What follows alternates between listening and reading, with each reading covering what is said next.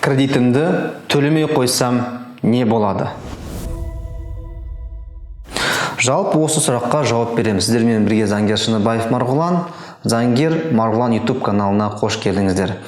Жалпы кредит төлемей қойсам не болады? Сот орындаушынан қандай санкция күтуге болады? Сол туралы тақырыпты талқылаймыз. Ары қарай тақырыпқа өтпей тұрып, астына подписка жазып, лайк басып, комментарий қалдыра отырсаңыздар, қараңыздар, егер сіз болмаса сіздің досыңыз кредитті төлемей қойса не болады? Кредитті төлемей қойса, банк болмаса микрокредиттік ұйым, микроқаржылық ұйым болсын, 3 айға дейін сотқа бермейді, 90 күнге дейін сотқа бермейді. 90 күн күтеді. 90 күннен кейін сотқа беруге хақысы бар. Банк болсын, микрокредиттік ұйым болсын, микроқаржылық ұйым болсын. Сотқа береді, мысалға, сот шешімі шығады. Мүмкін нотариус арқылы нотариустың атқару парағын шығаруы мүмкін. Атқару жазбасын. Сотқа беруі мүмкін. Сотпен упрощенное производство, оңайлатылған сот шешімі шығаруы мүмкін. Сот шешімі шықты делік. Сот шешімі шыққаннан кейін сіздің қатысуыңызбен, сіздің қатысуыңызсыз шығуы мүмкін мысалға. Сөйтіп, сот не істейді ары қарай? Сот орындаушыға өткізеді. Сот орындаушы өз кезегінде не істейді? Соны талқылайық.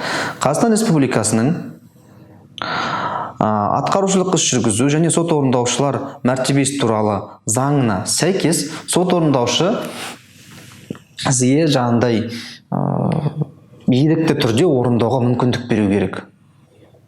Уведомление, хабарлама жібереді. Хабарламадан жібергеннен кейін, бір ай өткеннен кейін сот орындаушы не істей алады? Сіздің счеттарыңызға арест қоя алады. Қандай да счет болмасын. Жүргізу куәлігіңіз болса, праваңыз болса, соған ограничение қоя алады.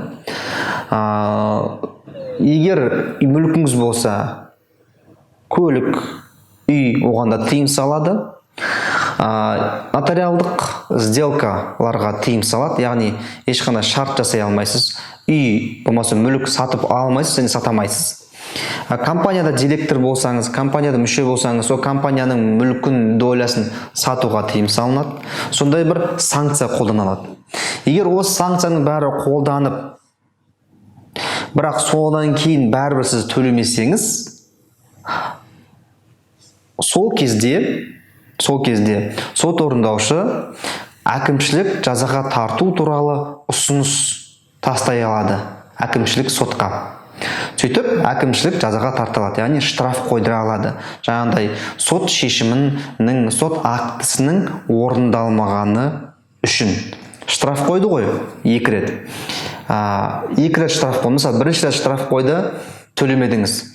Тағы да 3-4 айдан тағы да штраф қойды, төлемедіңіз. Сол кезде сот орындаушы қандай қолдана алады? Мына Қазақстан Республикасының атқарушылық іс жүргізу және сот орындаушылар мәртебесі туралы заңына сәйкес құқық қорғау орындарына представление, ұсыныс жасап, қылмыстық іс қозғау туралы ұсыныс жасай алады. Сөйтіп, егер сіз шын мәнінде ақшаны төлемесеңіз, штраф қойылса, штраф қойылғанына қарай бәрібір қарызды төлемесеңіз, қылмыстық іс қозғалуы мүмкін. Не үшін? Сот шешімінің, сот актісінің орындалмағаны үшін. Сөйтіп, қылмыстық жауапқа тартылу солай жүргізіледі. Бірақ егер сіз сол қылмыстық іс қозғалған кезде, болмаса оның алдын мүмкіндігіңізше 10 мың, 20 мың, 30 мың мүмкіндігіңізше сот орындаушының счетына қарызы жабуға ақша салсаңыз, қылмыстық іс қысқартылуы мүмкін. Түсіндіңіз ғой?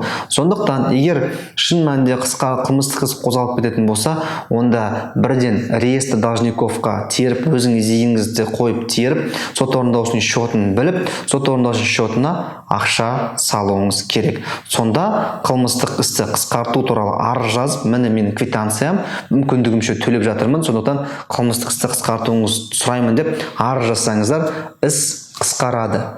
Түсіндіңіз ғой? Солайынан өз құқығыңызды қорғап қалсаңыздар болады. Сондықтан, егер сіз кредитті төлемей қойсаңыз, осындай санкциялар қолдануы мүмкін. Түсіндіңіз ғой? Мен алдындағы видеоларда айтып жүрмін ғой, 5 жыл өтіп кетсе кредит төлемей қойсаңыз болады деп. Кейбір кездерде банктар, микрокредиттік ұйымдар біздің практикада кездеседі 2005-2008 жылғы алған кредиттерді әлі күнге шейін сотқа бермеген. Болмаса осы 2019-2018 жылы сотқа сол жылдар ғана берген болады. Егер сіздің соңғы төлеміңізден 5 жыл өтіп кетсе және 5 жылдан кейін арыз берсе, банк болсын, микрокредиттік ұйым болсын, сол кезде сотқа кірісіп, сотта ходатайство жазып, применить срок исковой давности деп, яғни өтілім талап қою мерзім өтіліміне байланысты істі жаңағыдай банктың болмаса микрокредиттік ұйымның, микроқаржылық ұйымның талап арызын қанағаттандырусыз қалдыруды сұрап, істі ұтып алуыңызға болады. Ол сондай жағдайларда ғана. Сондықтан оған түсініп қараңыздар, дұрыстап зерттеу керек материалдарыңызды. Егер шынымен сондай ситуация болатын болса, солай жасауға болады. Түсіндіңіздер ғой?